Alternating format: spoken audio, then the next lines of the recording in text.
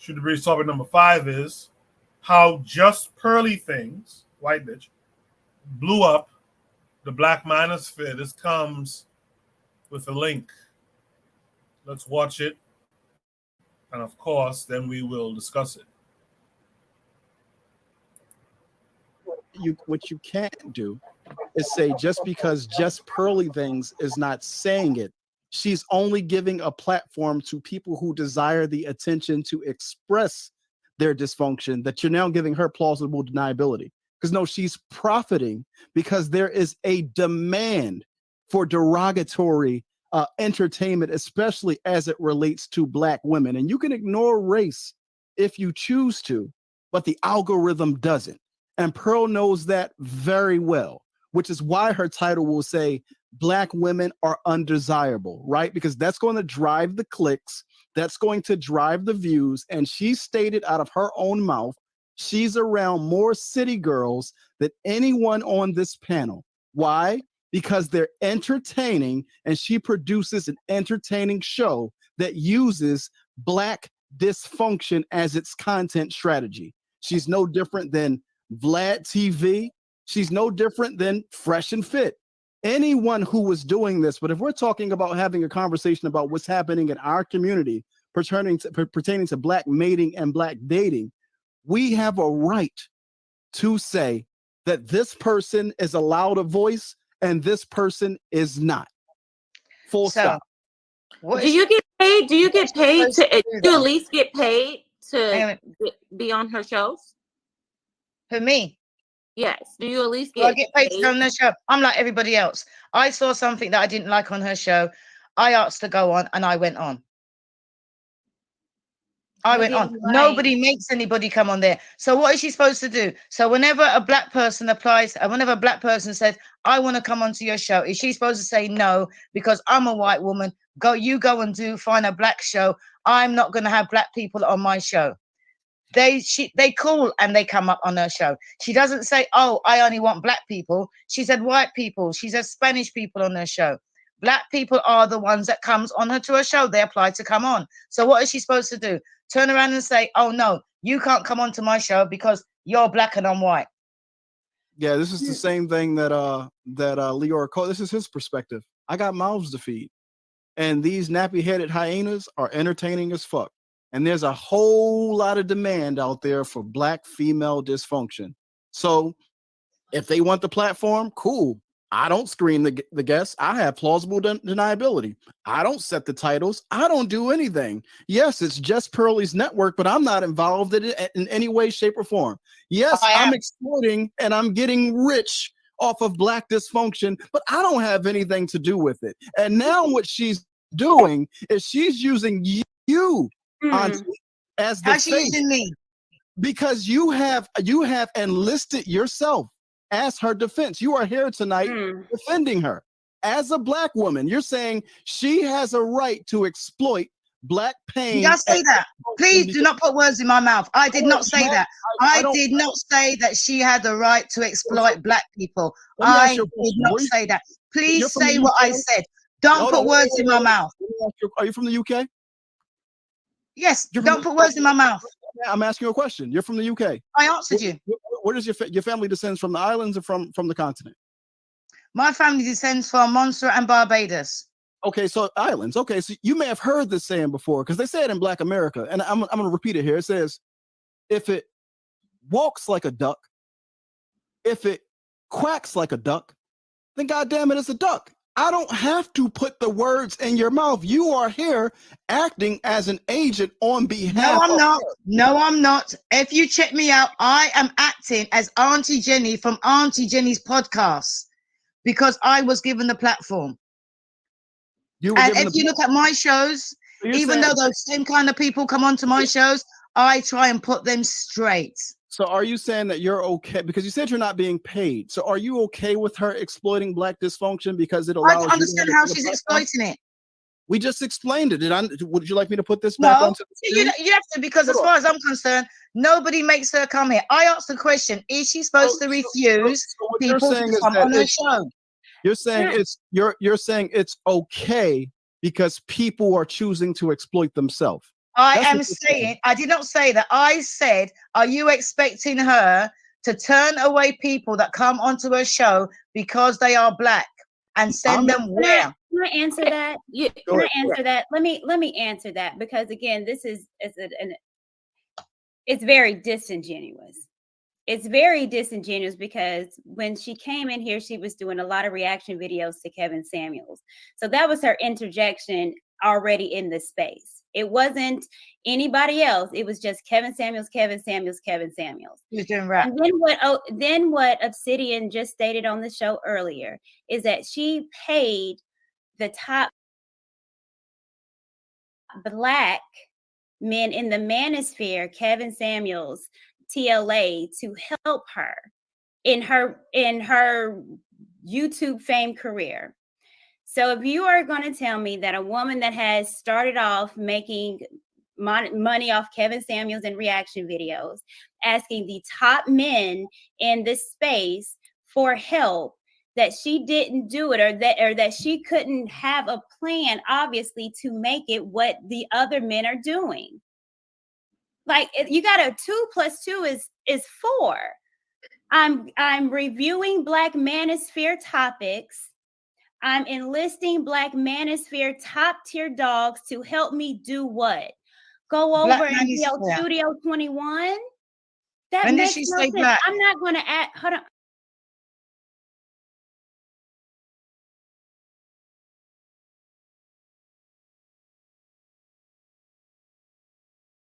Hold on, Auntie. I'm not going to ask for help for Kevin Samuels and TLA to go over there and be on 21 or Rollo Tomasi. That doesn't happen. There was a particular reason why she paid to be in this space, and she saw that there was money in it. And it is. And she's successful at doing it. But to act like, what is she supposed to do? Say no? No, she's geared her page to welcome and usher in Black people, because that's where she's already started from. So you only see Black people on the show, and she was actually doing reaction videos to rap music. And there's not only Black people doing her show, and the ones that you're talking about, the podcast that you're talking about, was it King Richards that was on that show? Was it King Richards under her name? When you have a business and your name is the face of the business, my name's the face of the business. Everything that happens, you are responsible for. She doesn't have to be on none show. But if it's under her name and it's her business and the people she employed, she is responsible for it. You can't say she's not responsible because she's not on the show. It's her show. She owns it. It's her business. And so her regardless if they're not, she's is it just because she's got a business in as you call it, the Black Manosphere, and there's not a black, how many Black women are out there doing it? Is that why? No, it's because she's exploiting. I have been given a platform. I have been given a platform by Pearl, and I don't see anyone saying, "Oh, Auntie Jenny's been given a platform." Is she going out there and bringing down all Black women or bringing up Black relationships? Because if you look at my shows are completely different, and I was brought onto a podcast by Pearl, and I decided to for it. I can answer that. I want it. Well, I think it's great that she was able, and we got white folks capitalizing on Black dysfunction, and is able to throw out a couple of change to a couple of Black folks. Courtney, she's not getting paid for it, so she's doing it for free, and she has a target audience. I mean, if you have a business, when you go into any business, you're going to have a target audience. When you start a YouTube channel, you're going to have a target audience. That's why when you pull up the stats, it shows you by gender how many people are following you, and by where, I guess, nationality or whatever. Can I just explain something? When I first went on Pearl's show, like I said, I volunteered to go onto Pearl's show.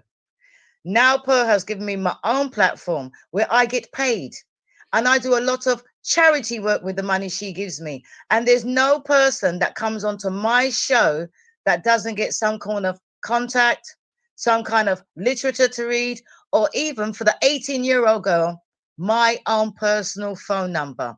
You can go to St. Vincent ASC and see where the money's gone. You can go to Barbados and see where the money's gone. I can tell you people in Nigeria that's seen where the money's gone. That is what I am doing with the money I'm earning from Pearl giving me my podcast.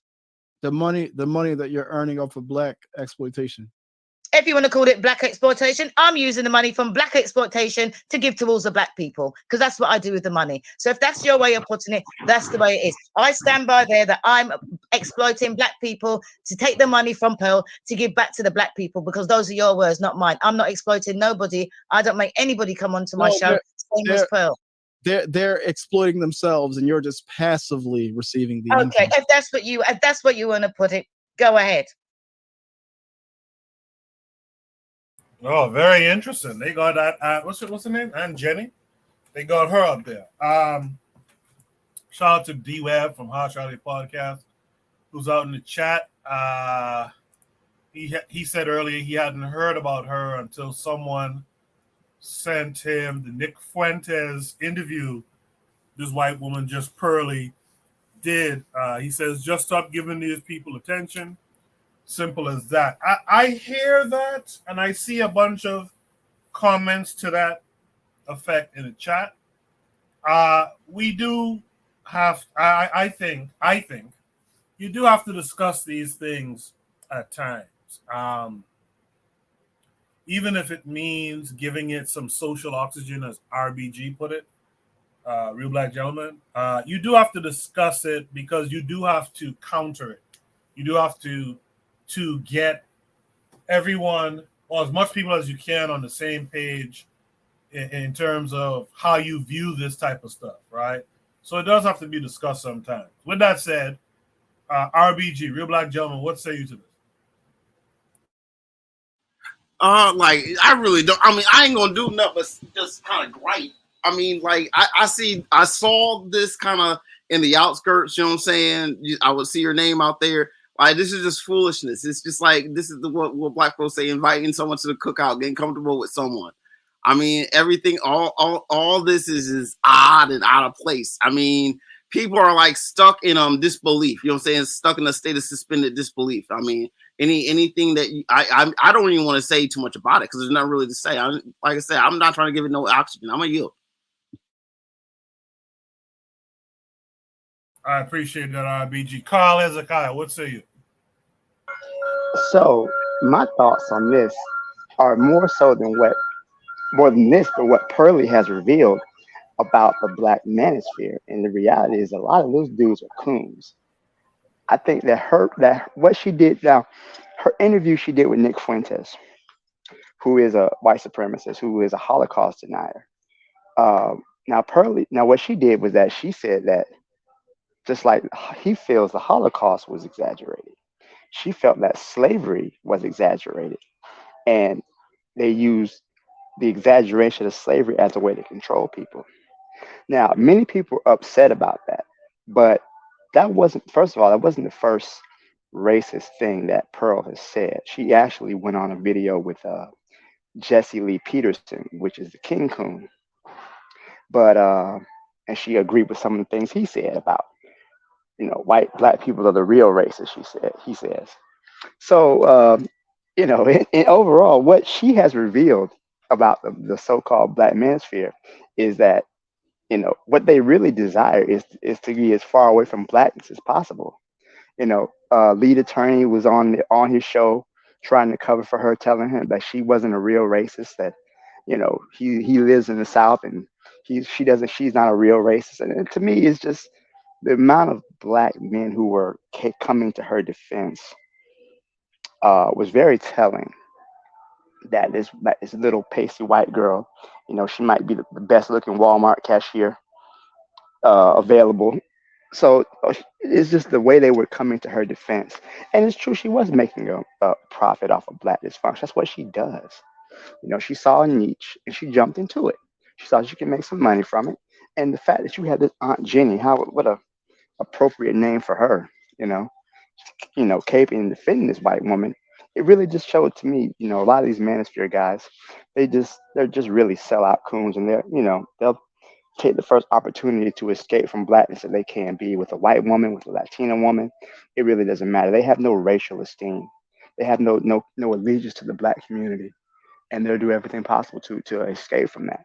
So I think, to me, what more sells about Pearl is that what she has revealed about the mentality of many of these manosphere men, uh, that make videos and make content and everything else like that, and really show what they desire to be, what they tend to want ultimately is to escape from their blackness. They're really just, sellouts and entrepreneurs. I mean, many of them just was quite embarrassing. Obsidian, I already mentioned Lead Attorney, even Black Gnostic Speaks. I don't know if you follow him on the Manosphere. He was really just caping for this pasty white broad. I couldn't believe it.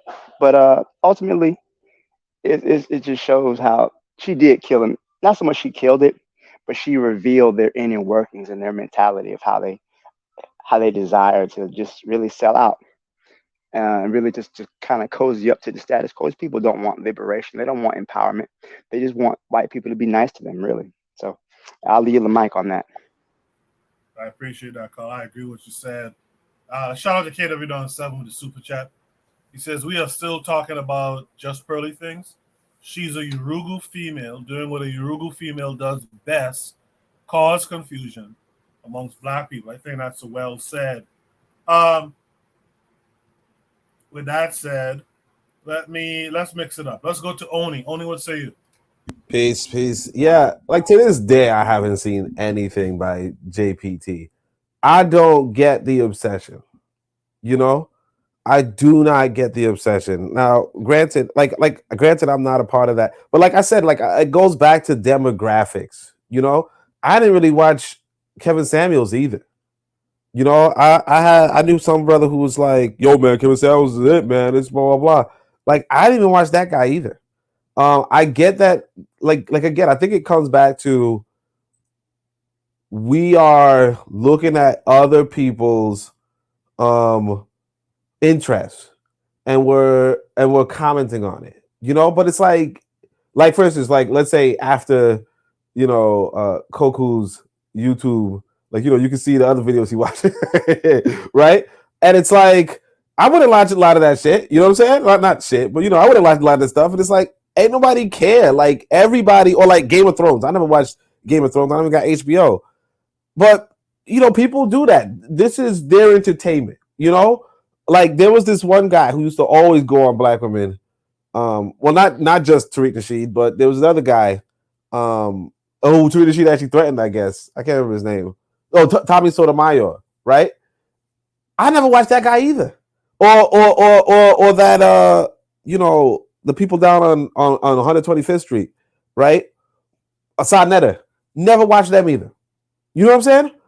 Like, I mean, I'm not gonna hold you. I barely even watch Amos Wilson. I heard him a long time ago, like 10 years ago, on a cassette. You know what I mean? Like on a handheld cassette. But back in the day when I was into like trying to find black consciousness, YouTube didn't have it. You know what I mean? So I had like the I had to ask elders to give me like DVDs and things like that. But my thing is this though, like, yeah, everybody has their own interests, and some people want to hear from a white woman. Some people want to just rag on black women all day. Some people want to rag on black men all day, right? And to me, it's like, you're not going to change that. The situation in America, because we're talking about American media, right? The situation in America is so bad that this is what you should expect. This is what was happening. Marcus Garvey talked about yellow journalism, and he talked about the journalism of the day when he was around.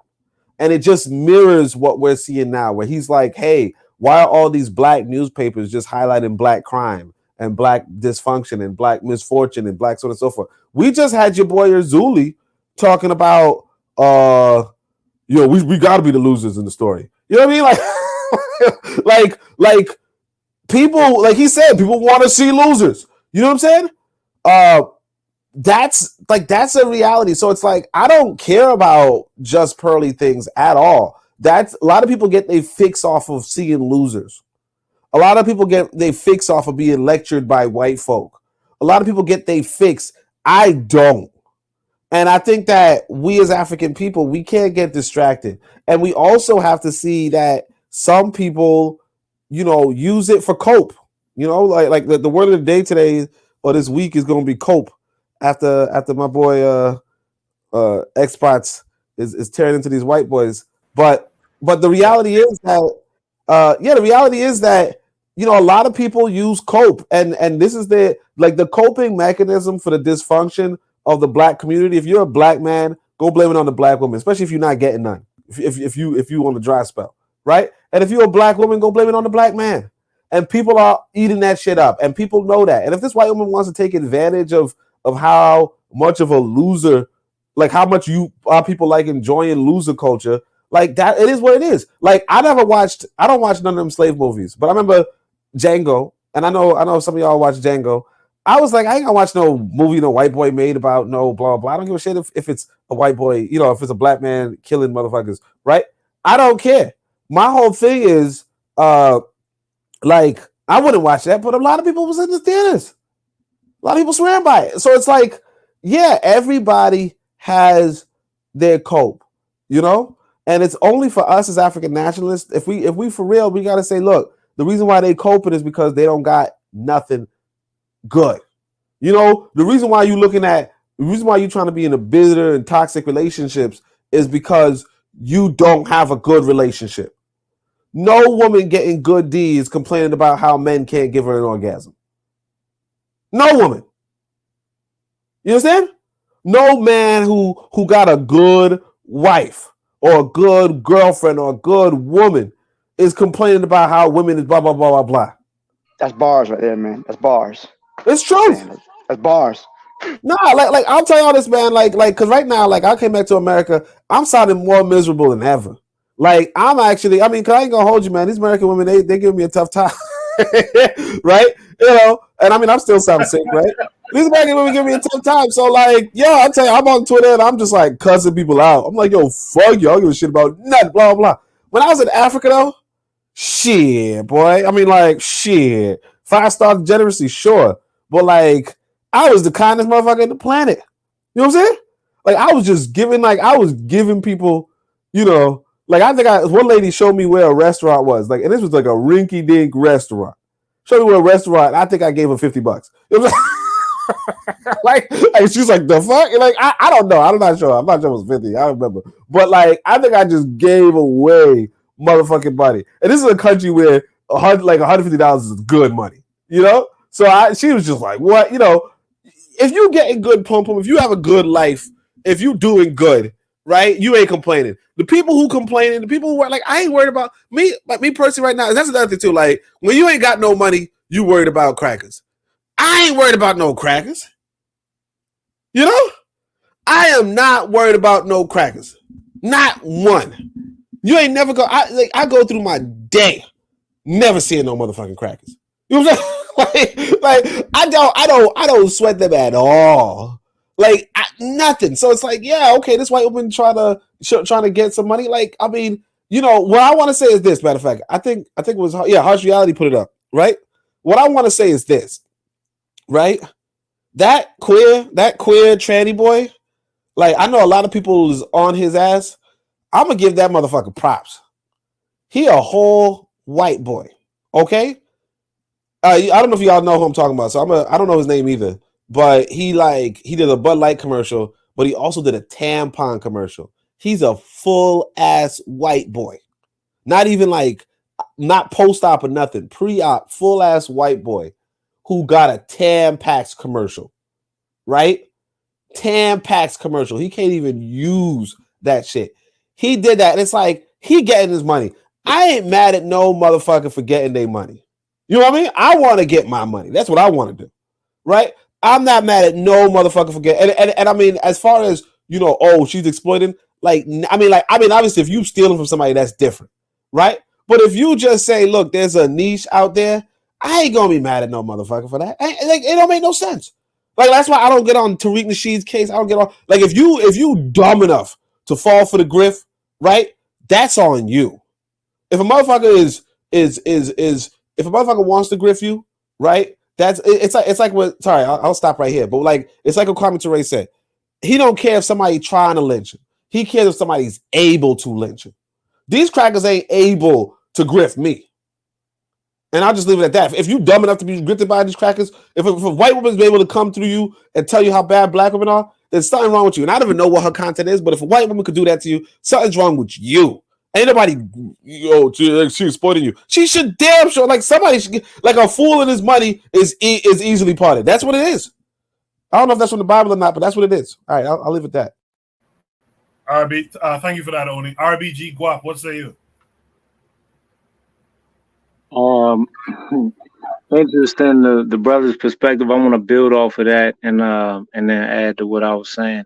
Yeah, it's a tricky situation when we're talking about the Pan-African perspective, because when we look at,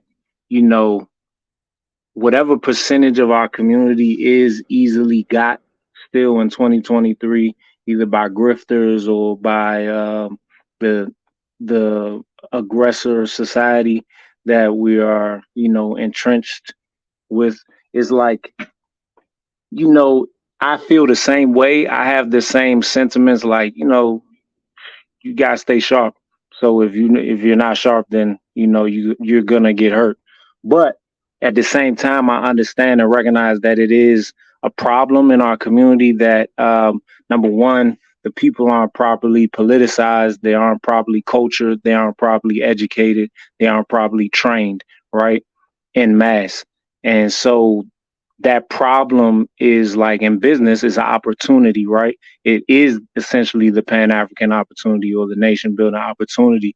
So I recognize that we have to look at that situation, like seeing that these people are easily turned into sheep. The reason I say it's tricky is because it's like, I don't want to say, for lack of better terms, is that people, those same people that we're looking at like, you know what I'm saying, like pretty much fools, there are also people who would be consumers or beneficiaries of what we can create and what we can organize.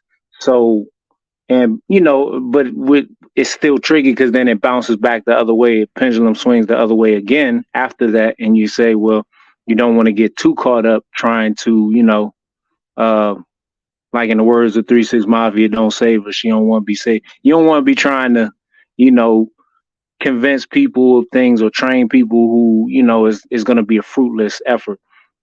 But yeah, I see that. I see what's going on with the whole thing. And what I mainly saw in the clip is just this part that's playing on screen right here, where brother Omawali, Sharp brother, has these titles, right? They're highlighted. I really believe that in these panel spaces and in these discussions, we got to really study and the tactics of the legal technicians, right? Lawyers, prosecutors, right? Judges, understand how in this situation, Aunt Jenny, Aunt Jemima, she's like the star witness, right?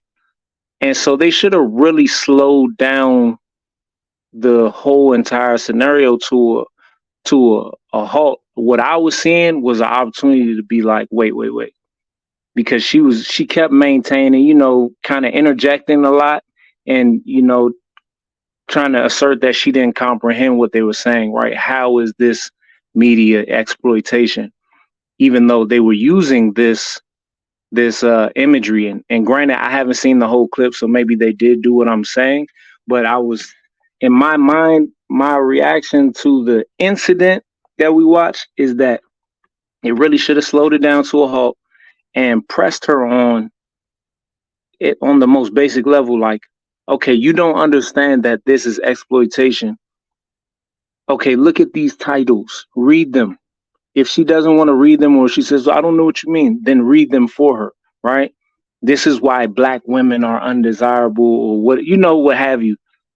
Explain, literally lay out the perspective of what we would call the court right here, right? The panel is the court.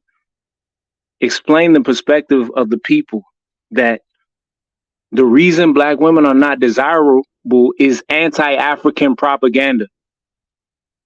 Explain it in the most basic way, and then relate it to the simple fact that media, from the birth of a nation backwards to demongrelization, all these different things, has historically, the media machine of Eurasians has been anti-African. And this is nothing but a continuation of another leg of the race. And point that out to her, and then what say you? Now, is it clear to you, Mrs. Aunt Jenny, what our perspective and our point is? I think a big issue is that we don't regulate these panels and discussions in a very a very orderly manner. We don't really lock in and make sure that nothing gets by anybody. And that's a big thing for me. So when I'm looking at it, I'm just looking at, it's to be expected though, because like I was just talking about, it's anti-African propaganda. So whether Just Pearly Things is completely oblivious, as some people are saying, and she just, an innocent 1%er who is, just trying to make her way in the media space, the social media space, and give glorious, lucrative opportunities to Africans, to her Africans, as she said. Either way, it's like she's doing pretty much an exact replica. She's replicating what we've already seen for the past however many hundreds of years. So then when we look at it, it's just like, okay, it's to be expected. It's the media machine. This fits the bill. So we don't really have to stress over it too much. When I say it's to be expected, I really just always take that stance where these people that I see through a screen that have no clear politic, I don't know them. So I assume them to be agents of the state, and not in no spooky conscious community way. Just I assume that they're going to propagate what the state wishes them to propagate, right? And that's going to be anti-Africanism. And so until we effectively build our own media machine, until we, codify our culture and politics into our media and are able to figure out how to scale it, it's just like, it's to be expected. Like, I just look at it as like smoke screens, but it's tough. Once again, and I'll end back on the original point, it's tricky. That's what I tell people all the time whenever we get in, like Baba Neely Fuller says, it's interesting, right? It's tricky because then at the same time, I look at this stuff and I'm like, okay, distractions, right? But I know that it's affecting real people with brown skin. So I know that it's not, it's tricky because we have to maintain our compassion and our will to execute on the behalf of our people. But we also have to be willing to recognize that these people are metaphorically casualties. Some of the people who are being got, they're collateral damage. And so these are the things, this situation should just be, it should remind us. And what we're talking about with media, the role media plays, it should remind us why we need RBG, influencers, vloggers, hosts, media people, artists, designers, filmmakers, et cetera, so that, like, even right now, Brother Onwali did well, because now I see that's the bright side that I see to this, is that he inserted himself into the space very strategically by linking with the brother O'Shea Duke Jackson, and right at the right time. So now he's able to gather some of that audience, right? And what we know is that a lot of people in the Pan-African space have their head on straight, at least those who are serious. So when it comes to having conversation, which is what these online panels are, they're going to shine. And I think that they're going to start speaking a lot of sense and leading a lot of different people caught up in all of this nonsense to the water, so to say. And yeah, it just, so I see it's tricky, you know what I'm saying? And it's just something like we gotta be like, it's to be expected. Don't get too riled up and finally figure out how to capitalize on it and how to utilize it and what we're seeking to do. Right. Right. Guap, I see you. RBG Guap, I see you. You said earlier in the chat you joined the Discord. Thanks for that. I'll give you a role later on today. So we'll talk some more behind the scenes too. Thanks for coming on the panel. Just stick around with us. Let's go to Buana. Buana, what say you? Well, let me first say that I appreciate Guap's comments. You know, I think that the brother sounds like he's the real deal. So I respect his comments. And I also respect that he had the ability to tell the truth, because I understand the Black Americans on the panel so far, they've been extremely nice and not really pointing out the obvious. They've been extremely nice to us. And I maybe because, you know, you got a lot of Caribbean brothers on the channel, but this chick from Barbados is a freaking coon, period. You know, and I think that we sometimes need to get over it. We need to get over it. Coons, these little raccoons, they are not exclusive to America. They in the Caribbean, they in the UK, they're all over. And we must call them out when we see them. Regardless of for the fact that she's from Barbados. Listen, Marcus Garvey is away from Barbados.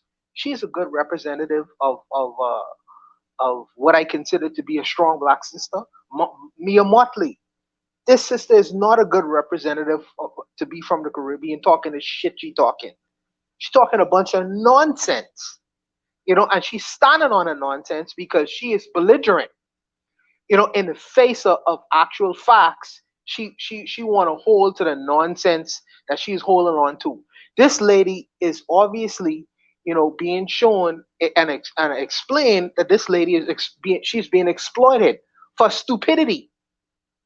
For stupidity, and instead of saying, well, maybe there's some things I may have gotten wrong, you know, she want to hold fast because she won't hold fast to it and be the one person to protest the nonsense that she's actually doing.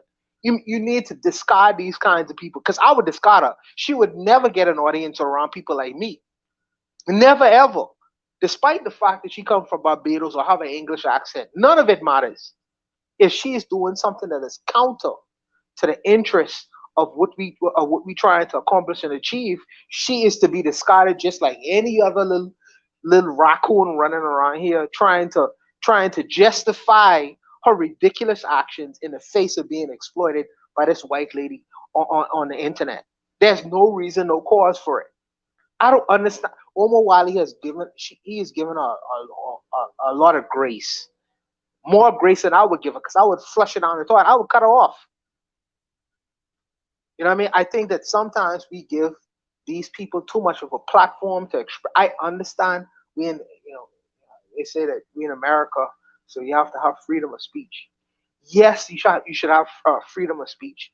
Yes, you should have divergent opinions. You shouldn't just have one particular opinion.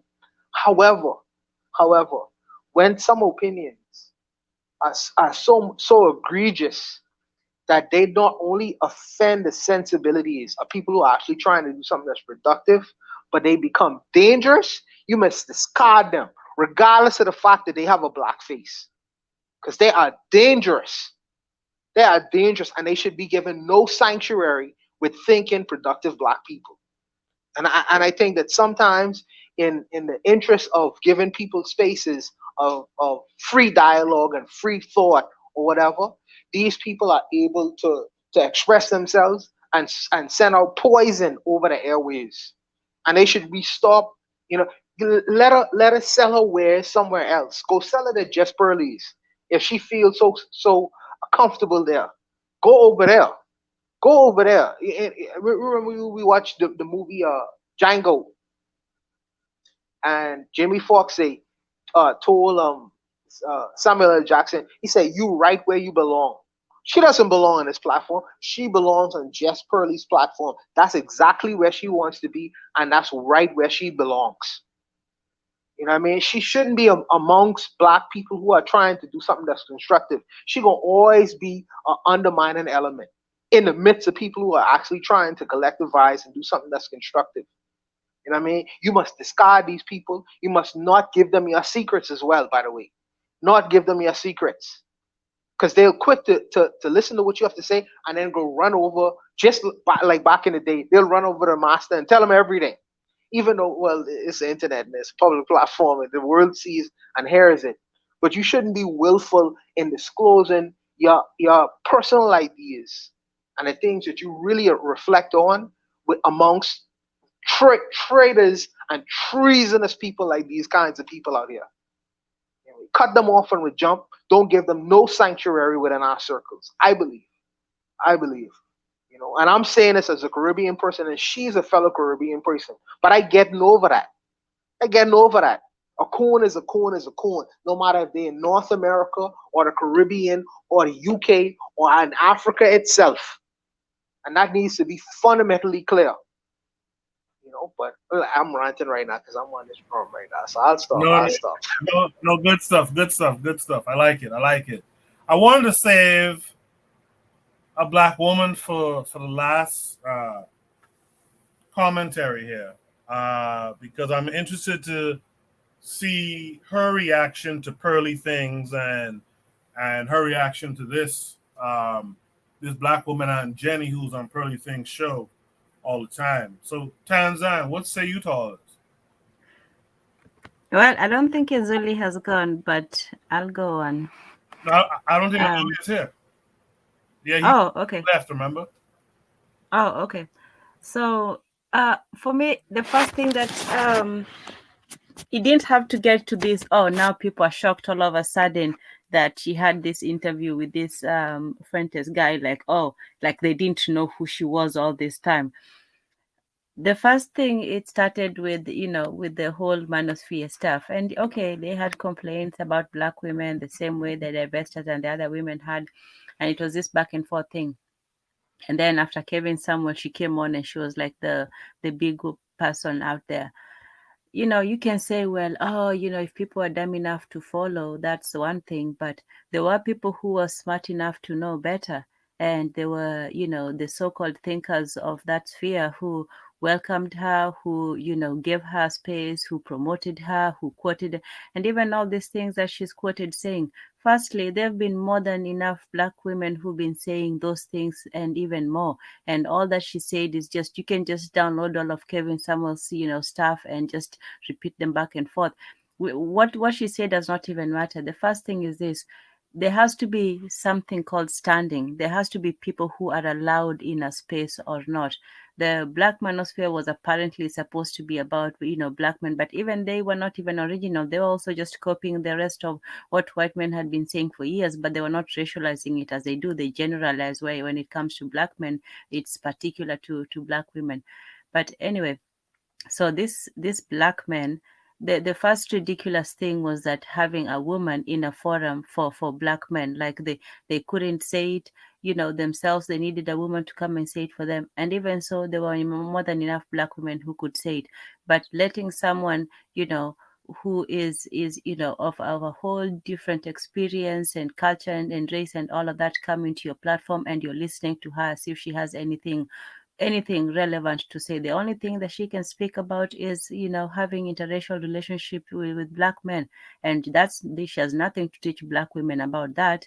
And she has nothing to teach black men about being with black women, because she's not a black woman and she's not in a relationship with one. So I don't even know why anybody listened to her in the first place. Like, what knowledge and information could I, go and sit, at Miss Becky's feet so I can hear her wisdom? What can she tell me? Like, if you're that lost as a woman that you're going outside, to seek knowledge that your mothers, your aunts, your grandparents, your grandmothers can't tell you, then, just give up. It was ridiculous for me, for the women, but it was more ridiculous, with the men sitting there and listening to her like she had some wisdom and knowledge from above that they didn't know before. What were they hoping in the first place? That, even if she says a few truths, because if you look at the same thing, what if some white man came and started telling black men how to, have relationships with black women? Like, what kind of nonsense would that be? Imagine if some black women let a white man come and sit there and tell them, we know what's wrong with your black men. They're just too much into crime. They're just this and that and that and that. People would be laughing at them. That would be the most ridiculous thing.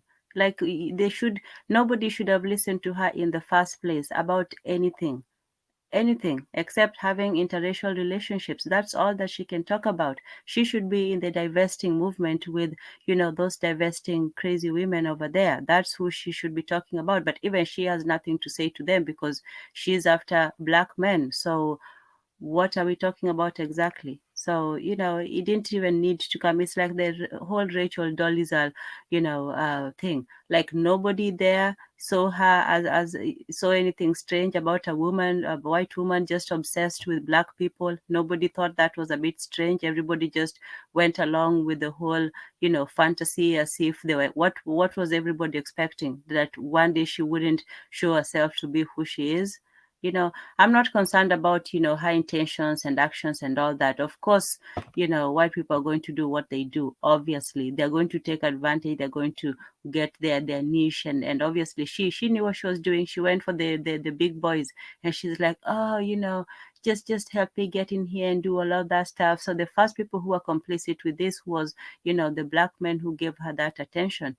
If everybody had just ignored her and moved on about the way, but they were not even confident in themselves because they didn't feel that they could, fill Kevin Samuels's shoes. So they had to let this woman come in and be like, the voice of reason for everyone. So yeah, just like Vlad, there's no other platform that, actually that's exactly like what he does. Yeah, those rappers don't have to go there and self-snitch, as that woman was saying. Oh, she didn't force anybody. What is she just supposed to turn away? Like, she's playing, dumb. She's just being ridiculous. Yeah, let's turn this around to Vlad. Does he make those rappers come in there and self-snitch on themselves? Of course not. They come there willingly, whether they're paid, whether they're not paid. They just come there to make fools of themselves and to glorify the street culture.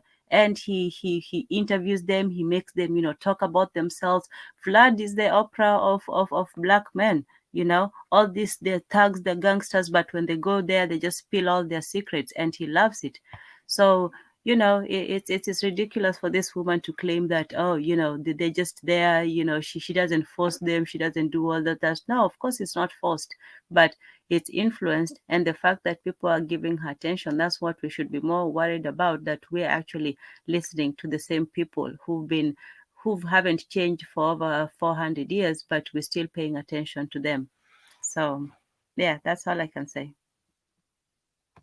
I appreciate that, Tan. Does anyone have any last words they want to add here? Yeah, let me add to this. I'm gonna ask Buana, right? How is it exploitation?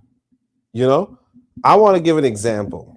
I got some podcasts where I think one point I went a little, not viral, but a little popular. I was talking crap about Nelly Fuller Jr. I had bad internet at the time. I don't know some shit, but anyway, I was talking shit about Nelly Fuller Jr. A lot of people came on that to say Jimmy Jr. is the best, and I said, look, man, let's go to a debate. Let's see who let's see who wins.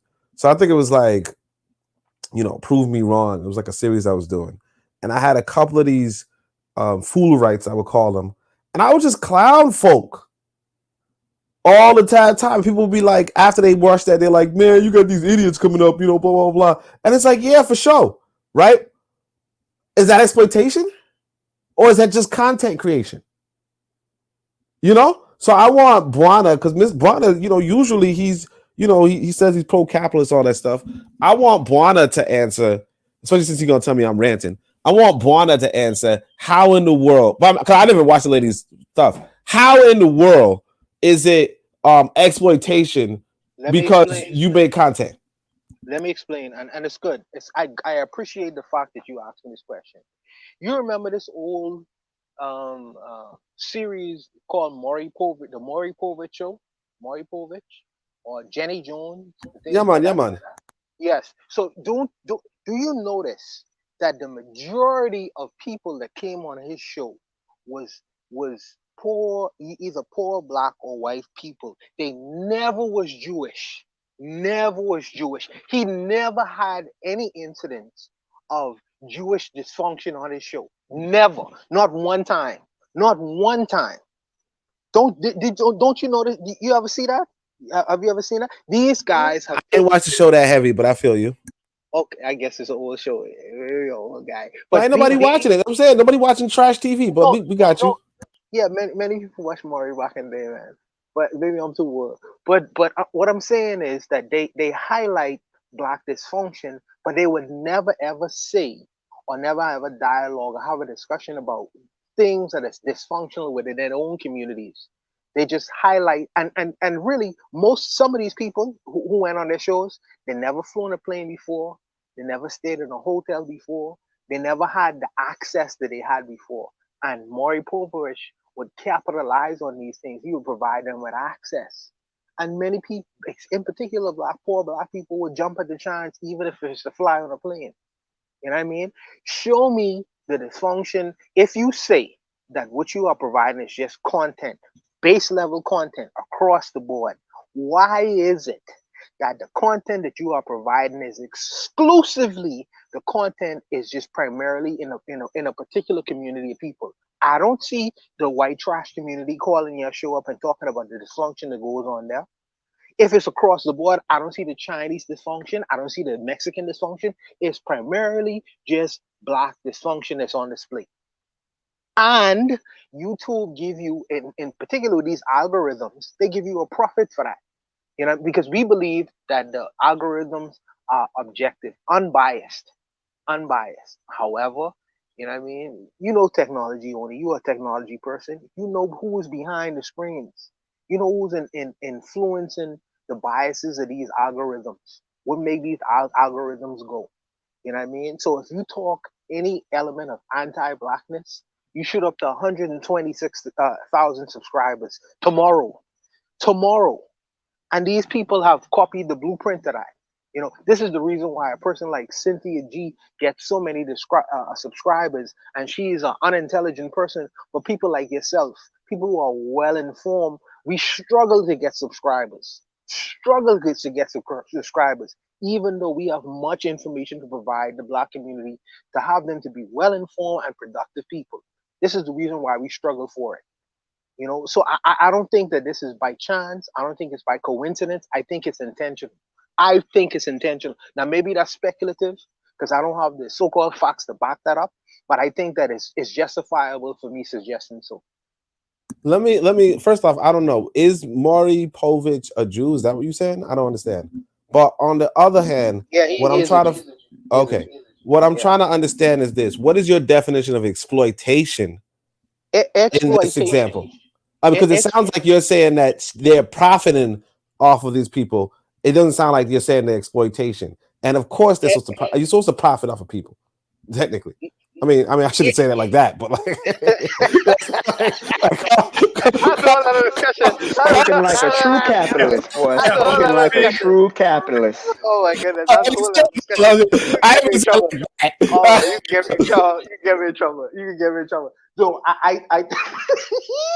I know. I think that when we talk about exploitation, I think that you are using very vulnerable people, people who are uninformed, people who are not exposed, and you are using what you know. You know how, and you know and understand that people go for these kinds of things. The world go for these kinds of anti-blackness kinds of things, and you know your audience, not only the people who you are actually having on your show, but people who are actually watching your show are extremely uninformed. They go for this kind of thing. This is smut. This is smut. You know what I mean? This is smut. And unfortunately, many of us are uninformed.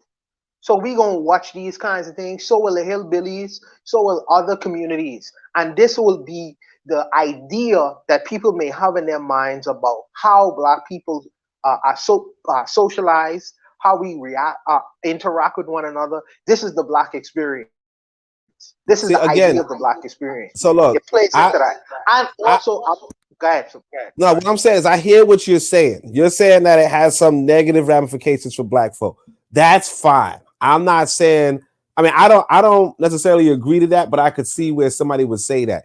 I'm trying to establish, how is she taking from you?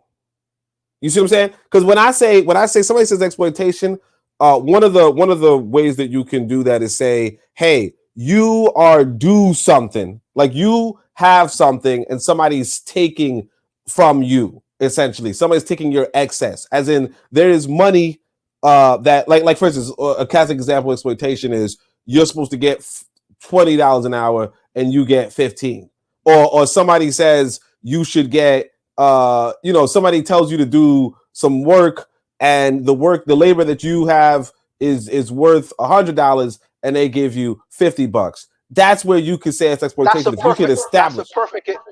you can establish that you are due $100 and somebody gives you $50, that's it. How does that relate to this JPT case? That is an excellent example. I know it's an excellent example. That's why I did it. So let me explain. So, and I'm guilty of this. So I might get a guy who is like maybe on drugs and strung out, right? And I might get him to like roof my house. What you mean you guilty of this? What? Oh, okay. You're going to hell for that, Buana. You know that, right? You're going to hell. You're going to hell. Special room for you. Atheist hell. Oh no, you have an atheist. You going to Christian hell. Oh man, I ain't get a problem.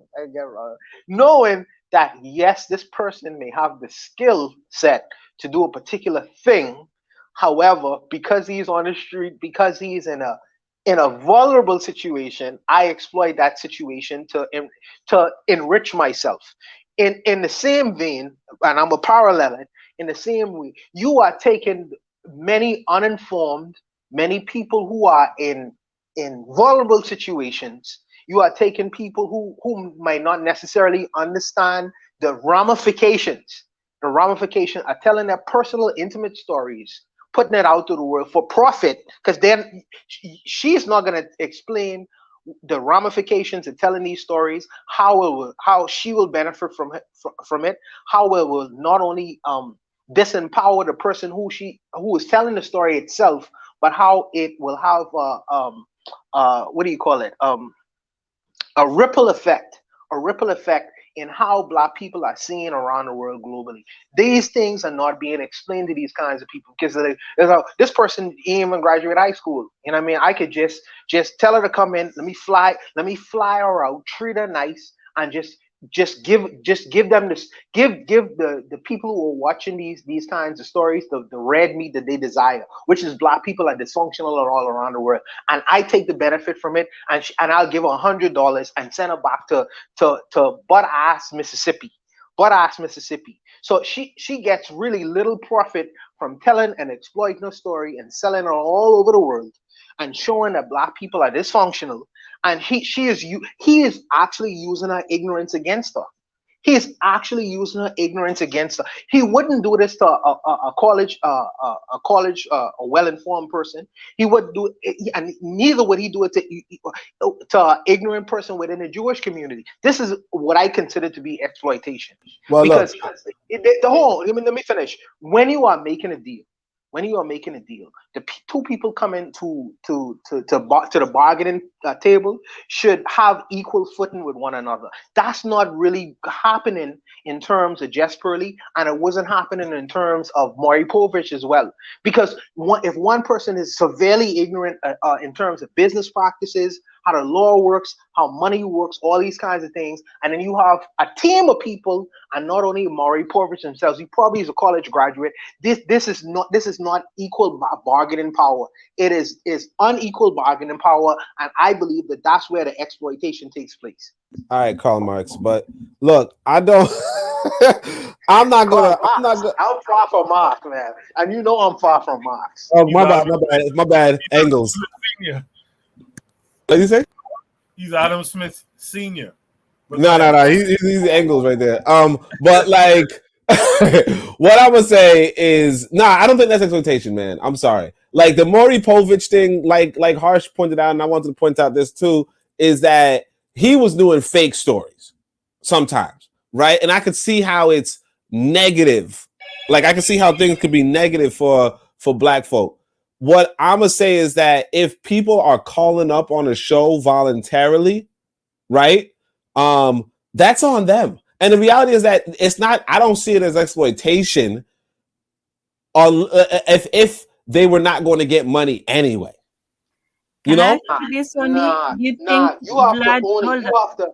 Oni? Sorry, Tan. You have to. Sometimes there are cases where you have to help people from themselves because there are people who are Wow. severely. No, sure, you know. No, I man. know. White people No, got no nah, responsibility. nah.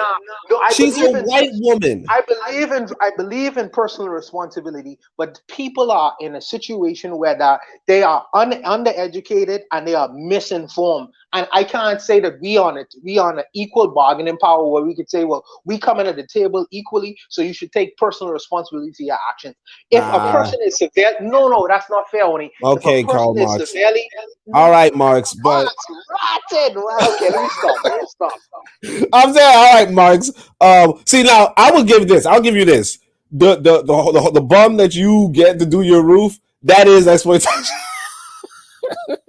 Like if the man should get $300 and you tell him $50 in the chicken wing, that is exploitation, right?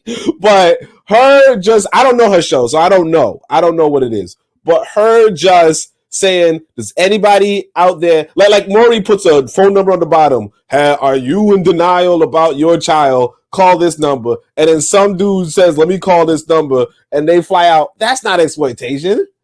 That's just you. Like that's just. I mean, I could see how somebody could say. Now again, I can see if you say that's intellectual exploitation, like I'm exploiting you for being stupid, right? But again, I don't have a problem with white people exploiting black folk for being stupid.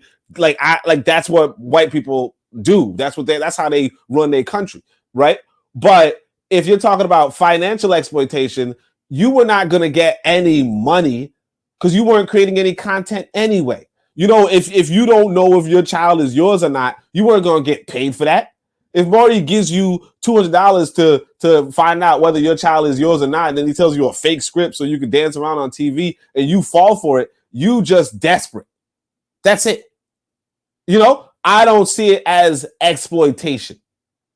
You know, the roof situation, sure. But as far as JPT is concerned, and I don't know her, I don't really know what her program is, so I could be wrong. But from what I heard from at least this lady, people call in, just like how people called in on Kevin Samuels, and he would just grill into them, and people would be like, "Why are you so stupid to call in to Kevin Samuels?" And people would keep doing it. I'm not going to say, "Oh, Kevin Samuels exploited these women because look how popular he got from that content." No, he's making content, and every motherfucker on TikTok, I want to say this, they go and interview people, or like there's this white boy, in fact, he was interviewing people like, "Hey, can you name a country in Africa?" And they can't say anything, and then he makes a video of it. Is he exploiting them if he makes money off of TikTok? No, he's just making content. And like we have to, if we're going to use the word exploitation, we have to at least establish that, oh, well, these are people who were due some sort of money and then they got swindled or some shit. Like maybe a music executive, you know, stole from an artist and told him you're going to get, you know, a penny a thing or some shit like that. That's not what we're seeing. We're seeing people making content and people voluntarily trying to contribute to that content. And then the person who makes the content makes the money, obviously. And then if she's actually paying people, like good for her. I got a question. Let's I got a question. Let's hear from Tan real quick. And shout out to the matron, by the way. Matron, hop on sometimes. Marcus Garvey is the way. Hop on sometimes. We need more black women voices. Tan and then Barna. Yeah, I had a question about this, you know, just making content nobody's forced to. First, I would like to ask Connie real quick. Do you think that DJ Vlad is exploiting black people? Well, again, I don't watch DJ Vlad. I so know I don't know. we don't have to make the whole disclaimer. None of us watches Pali, none of us watches Vlad, none of us watches Bad TV. I'm just asking, but you know his content in a general form. So do you think that he exploits black people? No, I don't think he exploits black people. Okay, yeah. So I guess that's the difference. And when it comes to like college sports, because do you think that not being paid for using their image is exploitative? Do I think? Well, again, if you don't have a deal, if you don't have a contract with somebody, I don't see how you're getting exploited. It's different if you have a contract or if there's an established norm. You know what I mean? So like the roofer example is like, that it costs $300 to fix the roof, and then you pay the guy $50 in a meal, right? That could be seen as exploitation. But if there's no, like, for instance, not familiar with college basketball or college I football or call it whatever. capitalism. Huh? No, I'm not familiar with college basketball or college football, but I remember that college basketball players do not get paid. No, I call the guy who hits my roof capitalism. But anyways. Well, no, I didn't want to start a whole discussion. I was just saying that exploitation is not just being paid for something. It's somebody using, your situation because you're vulnerable to make money from you. So, it's not that those people are not being paid. It's that, she found a niche and she found some people who are vulnerable. No. The people who came in that she paid were vulnerable. The people who let her in, those elite men of the Manosphere, they were not vulnerable. They knew what they were doing. So you can exploit a situation. You can exploit people's poverty to make videos. Let's say those like bam boxing videos, or the whole Jerry Springer thing. So yeah, if you don't see that as exploitation, you can get people to come on your show and tell on themselves and snitch. Yeah, you didn't put a gun to their head, but you are exploiting their vulnerable and position where you know how to get them to talk, whether they get in trouble or not. So I guess we have different you know views on exploitation, but to me, she should not have a platform to stand on. Kevin Samuel, a black person can talk about black issues, black relationships, that's fine. But people should not listen to a white person, man or woman, talk about black relationships. So yeah, that's all for me. Oh yeah, Only is showing his privilege. He's showing his privilege. I ain't got no And privilege. no, it's privilege. It's I'm gonna privilege say this. because No, wait, hold on. Go ahead. Just to what the sister just said, right? I think there's a difference in what we're saying with exploitation. If you're saying somebody's exploiting your ignorance, that's one thing. If you're saying that somebody's taking money out of your pocket, that's another thing. They're not taking money out of your pocket. If you sign, like with the college example, the college football example or whatever, if you sign onto if you sign in order to get onto the team, they say we can use your image type shit. It's not exploitation. Just like if I go to a bar or an event, they're going to tell me straight up, we are going to take photographs and we might use your photograph in promotional material, right? If they use my face, which they can, right? They use my face to promote their whatever, right? Whatever their agenda or whatever. I can't say, well, you just exploited me. Like, no, we fucking told you up front that we were going to use your image. You joined the team. That means you're going to be a part of the promotional material. And yeah, we're going to make money because you're joining the fucking football team and we sell tickets. And yeah, you're going to sell the tickets. And if you don't, and you're not going to get paid because you purposely signed up to not get paid, and you're doing so that you could join the NFL, I guess. Right. But like, again, I wouldn't call it exploitation if people are up front and you volunteer to do that.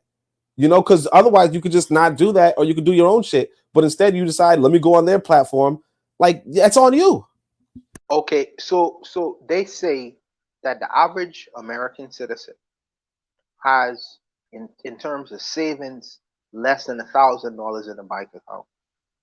And when you hear they say average American citizen, they usually talk about an average white citizen. So if you was to use a comparison in terms of what the black person has in savings in their bank account, it would probably be much less than $1,000.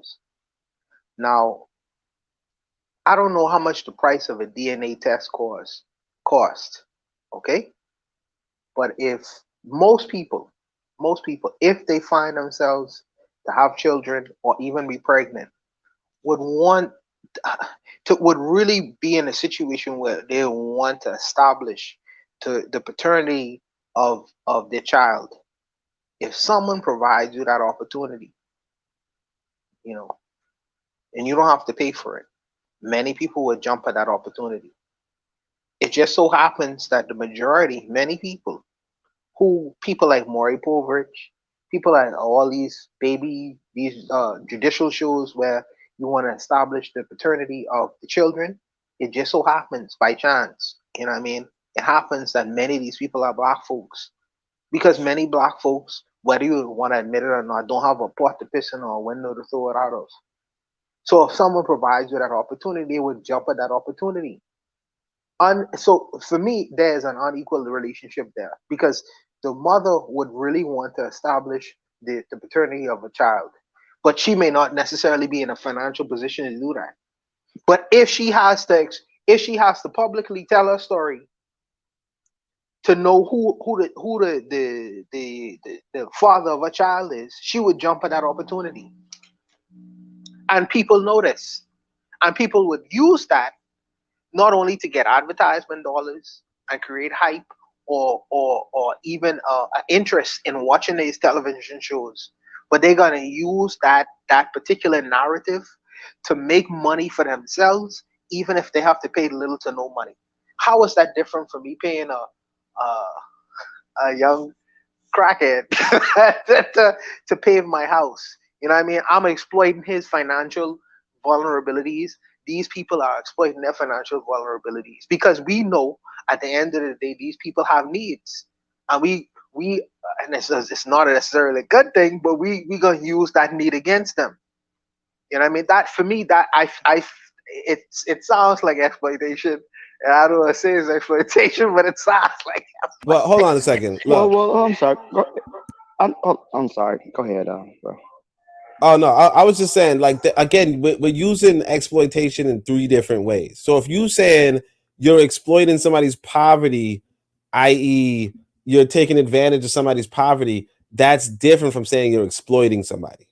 Okay, so if you're calling into Just Pearly shows for free and you're not even getting no damn money, you just want to tell your story, that's that's just content creation.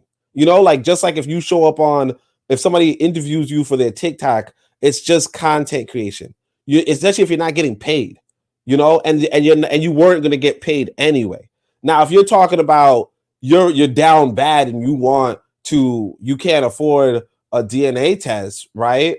That's different. That's just like, yeah, if somebody's offering you a DNA test at a price, again, you know, like everything comes with a cost. You know, I mean, if you thought you were going to get it for free, that's on you. But the other person who's doing the test needs to get paid too. So, I mean, I like it's like saying somebody's exploiting you because they charge you for a DNA test. Like whatever the DNA test is going to cost, you know, whether it's going to be the $600 out of your pocket or the storytelling on Maury Povich, like nobody owes you a free DNA test anyway. But again, Maury Povich is a different example. He was an entertainer making entertaining television, and he used a bunch of black actors who were voluntary. Just Pearly and the Entertainer, bro. Just Pearly, yeah, I mean, but Just Pearly's not even paying people. You know what I mean? She's not even paying people. She's literally just has a show and black people are calling in. And the thing is that some black people want to be heard, some black people want to tell their story, some guys want to, so on and so forth, and she just lets them on. And I mean, like, that's what it is. Just like how, like let's say Bitter Medicine, we on Bitter Medicine. We all called it here voluntarily. You know what I mean? Nobody's gonna, if somebody walks away and says, you know, Bitter Medicine, Koku's exploiting Oni and he's exploiting Buana, it's like, what the fuck are you talking about? We literally called in on the show. So here's You know the what I'm saying? thing with that. Yeah. Here's the thing. Here's the thing with that. Since you guys aren't familiar with Pearl's content, so I've caught a couple shows that she not so much show, but the things she's done with other creators in the Black Manosphere. It's not so much as a call-in show the way Kevin Samuels was. It's more of she has like reaction videos and she's discussing certain topics. Many of her topics were about relationships. And there's many people say there's a crisis in the black dating and mating scene, whatever your viewpoints on that. So she would get with black creators, black men, and discuss mating and dating She tried to make it seem like it was race neutral, but in reality, it was mostly black men talking about black women, and she would come in and comment on those particular issues. So what Omawali was saying, why are we letting this white broad into our conversation about our particular mating and dating situations? She's not doing this from a place of concern unless she wants to see things improve. She's doing it because it garners views, it garners likes. And on Pearlie's channel, she works with several African, because she's an American, but she does her YouTube studio is in the UK. And you see they had Aunt Jemima, whatever the fuck her name was, uh, working with Pearl anyway. So Pearl has several YouTube creators under her belt. So she takes a 80-20 split as if you work under her content. There's another YouTube video by Sarah Garvey who talked about that. She takes 80% of all ad revenue. She gives you 20% of all ads. So she's very much exploiting the people that are under her YouTube channel. But just the fact that the conversation she's having about the crisis in black community, the fact that she is an outsider commenting on this. She's a 26-year-old white girl. She got her parents have bread. She on her earlier YouTube video show where they live at. These people have money. So she has no connection to the black community whatsoever. She's just talking about this topic because it garners views, it garners ad revenue, and she's making money off of it. So what she did when her information came out about her hanging out with Nick Fuentes, her other interview with Jesse Lee Peterson, which in my opinion was actually worse than her interview with Nick Fuentes. But the exploitation comes for her discussing black dysfunction, black maladaptation to systems and racism, and then taking those maladaptations and making content about it and garnering views and making money. But a cracker is a cracker is a cracker, So my issue not so much as her exploiting shit. They're gonna do what they're gonna do. My reaction or my concern is the black people who are, taking and enjoying this content. And then when it was revealed that this white bitch is really a white supremacist, they're still rocking with her. So that's more my concern about this Pearly thing. Fuck Pearl and her mama. But my issue is more so the black people who are still liking her videos, still subscribing to her, still coming onto her show, even though she's doing videos of the Holocaust denier, someone who believes that black people are inferior to white people, and they're still rocking with her. But the exploitation comes to her making content about black maladaptation, black dysfunction, and making money off of it. Let me say this. I want to stop soon, but let me say this.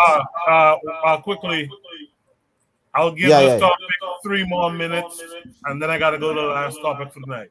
Yeah, let me say this really quickly. One, there's something like, the thing is this: market economics, market testing. Okay, Just Pearly Things is doing this black shtick because you said she could get money there, right? And it reminds me of these 2 comments I heard when I was younger, right? One is the Bubba Sparks. Y'all remember Bubba Sparks?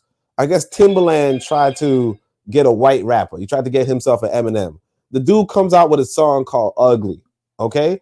I watched it recently. It's really disgustingly self-hating for a white person. Like, he's just like, I'm ugly. And the whole video is just showing a bunch of ugly white people. And he's rapping about how proud he is to be ugly. And it's just disturbing.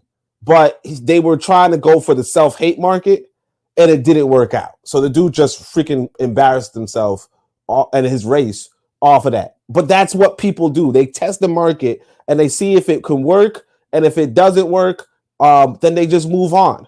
But if it does work, then they keep going. They beat a dead horse, because if something works, you just keep doing it. You don't fix something that's broken. And so I remember, I think it was like the blue, there was these white boys. I think let me see what they call. I think the Blue Collar Comedy Tour back in the day. Jeff Foxworthy, Larry the Cable Guy, and some other people, right? And one of them, I think it might have been Larry the Cable Guy. He made a joke about, he's like, I'm not gay, but if I watch porn, I want to see big dicks. I want to see big black dicks and shit like that. Right. And it's like, that's what the market is for.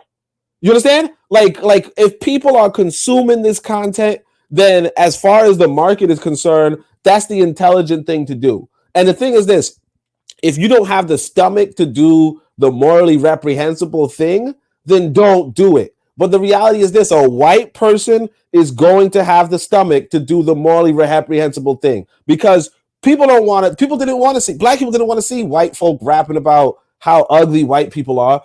What black people want to see, unfortunately, a lot of black people want to see, or a lot of white people want to see, is black people talking about shooting each other and killing each other. Now, if you say to yourself, I don't want to publish that, that's fine. But because people want to consume that, a white person or a Jew or whatever, a Jew is a white person still, but like a white person is going to come along and say, I'm going to produce things that are that are showing black people killing each other. And if you turn around and say, well, that's exploitation, no, that's just market capitalism. The market sucks. I get that, but that's what it is. This woman is making bank off of that, and the fact that she's giving 20% is actually pretty damn good, considering she don't got to give you a damn dime. You know, so what you're saying is capitalism and exploitation. Is that what you're saying, sir? Come again? I'm not calling this exploitation. I'm saying that people are consuming it. Like the problem is that you're consuming it. Nobody like again. Bubba Sparks did a song dissing white folk bad. Had a whole city of white folk calling themselves ugly, and they were ugly. But to rap about it was disturbing. If you look back at that video, it is disturbing and embarrassing, right? He did that in order to make money, and it didn't work out. But if it did work out, we would see a bunch of music about white people calling themselves ugly, and it just didn't happen because the market didn't go along with it, and that's it. And it's just a coincidence. Just like how nowadays gay shit is all it is. Back in the days, you couldn't put a gay shit anywhere. It is what it is. The market changes, the market adapts, whatever, but you can't call it exploitation. If I decide to bring up a bunch of queer kids and then have them, put them in a house and, and watch them debate over food or whatever, it's a hit on the internet. I'm just going to do it again and again and again. It doesn't mean I'm exploiting them. It just means that there's people who want to consume this content and that's all it is. Anything for $1, huh? I mean, if you broke, why not? But I heard she's rich. I don't know why she's getting for money, but it is what it is. People have their own thing. I wouldn't do it personally though. Good spirited conversation. It's 1:32. We're gonna finish at 2 a.m. Let's go to Shoot the Breeze topic number 6.